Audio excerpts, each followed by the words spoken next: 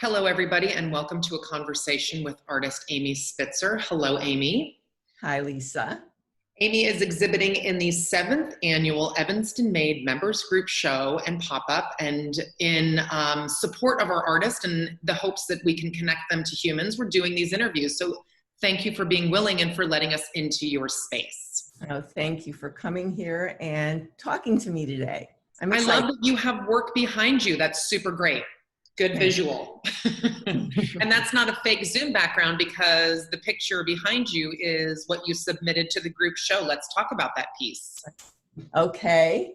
I worked on that piece for a long time. It's a view of an Evanston Street and sidewalk. And I often take walks in Evanston in my neighborhood and shoot pictures. And pathways are one of my themes. You know, I do pathways when I go on vacation, and pathways in mountains, and pathways near where I live. And I'm just fascinated by pathways because they lead you in somewhere, but where they're leading, I don't know. And this painting I worked on, like I said, for a long time. And it's a painting in the early fall. And I was just struck when I took the picture that on this particular street, there was so much vegetation, and it struck me it was almost like a jungle. So I wanted to kind of give it that feeling.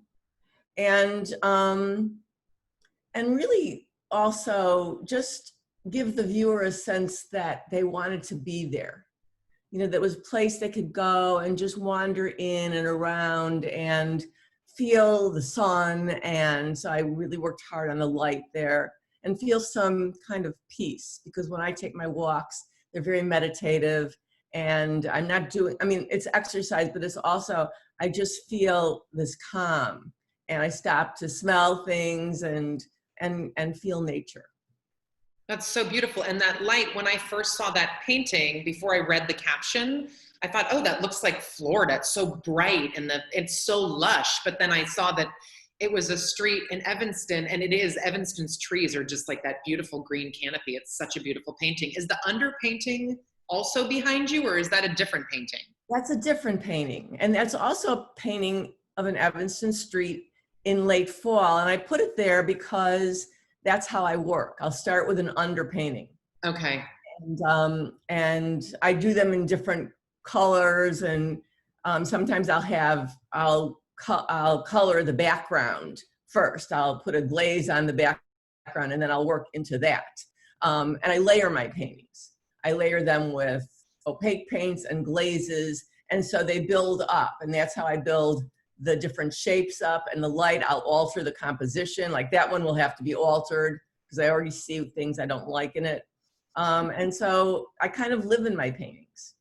Yeah, and is that representative of what you're working on right now? Is that what's on your canvas, I guess, today? That will be, well, what's really on my canvas that I'm working on is, can you see the sunflowers? Beautiful. That's a painting that I'm working on. Nice. And I have I have paintings at all different stages. I probably have 12 paintings right now that are in different stages that I'm working on. And your studio is at home, and you're concurrently working on all of them. That's fantastic. Yeah, well, right now I'll probably finish the sunflowers, and then I'll start working on another couple in different stages. Excellent. And talk a little bit about your art background. Have you always painted, or do you go through different mediums, or yeah, just give us an idea. Well, I painted as a child, and my mother wanted me to be a pianist, and my father wanted me to be a doctor. So there was not a lot of encouragement. And then I had a horrible art teacher in 7th grade, Miss Huber. And she was very critical and just really destructive. And I just stopped doing any artwork. No, until when? I didn't do any artwork until my senior year in college. Amy. I studied in Tokyo. And when I was there, I took a Japanese art history class. And maybe because I was living with a family, and maybe because everything was so different. I mean, it's like being on Mars. I all of a sudden started feeling that part of me again. But I wasn't ready to do art. And I came back here and I just read a bunch about art history, and I thought maybe I'd be a critic. And then I actually started on a path to be an art restorationist. Oh, cool. But eventually I ended up at Wellesley doing extra undergraduate credits toward being an art restorationist. And I was in a studio class, a drawing class, and my grandmother died. And I came back for the funeral, and I went back to Wellesley, and I decided I was an artist. And that was it. That was it. That was it. What? Wow. It was like an epiphany. It was like, no, I don't want to be an art conservator. I want to be an artist. I am an artist. And that was it. And you were how old at that point? I was 25. Wow, that's awesome. And then that was it. You were an artist and that was your journey. That was my journey. Although there were times I couldn't do my art. There were, I had to work and it's been somewhat of an arduous journey. I actually was showing in a lot of shows at one point. I was married and I was showing in juried shows all over the States. And then I went to Paris and I went to galleries and I went to one in the Marais, and they really loved my work and they wanted to put me in a show. And when my ex-husband and I came back, he wanted a divorce. And so we got divorced. And then for 16 years, I just had to raise my children and work. And so I didn't really do much artwork. And then you came back to it later on in life. I came back to it. My kids were raised. I moved here and I came back to it. Oh, I'm so grateful for that story. I mean, I'm sorry for the 16 years that you weren't painting, but I'm just so glad that you embraced it again because your work is fantastic.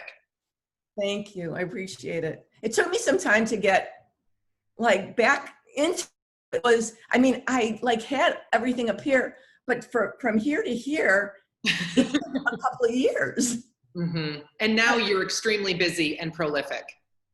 I'm trying to get more prolific. Excellent. Well, thank you so much for your time today, and thank you for submitting to the group show. Well, thank you for talking to me, and I love Evanston Made, and I love this community. It's fantastic. And Lisa, you are such a central part of all of that. I mean, what you have done for the artistic community and with Evanston Made, I just have tremendous admiration for you, and I'm so grateful for you. Well, no, it's totally thank you. It's totally mutual. And I have to say the creative community is so willing to play. I'm super grateful for that.